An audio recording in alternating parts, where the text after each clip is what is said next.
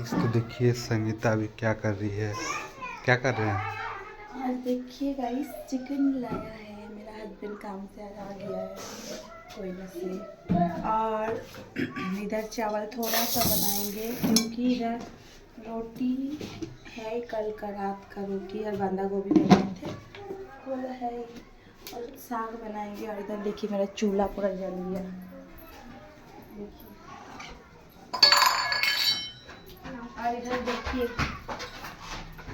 बर्तन रखेंगे, अभी बर्तन है उधर, कोयला फोड़े थे अभी।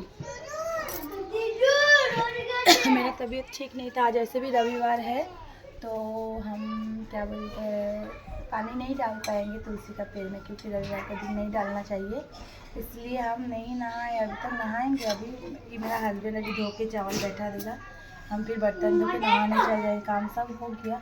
Bye, love you all friend.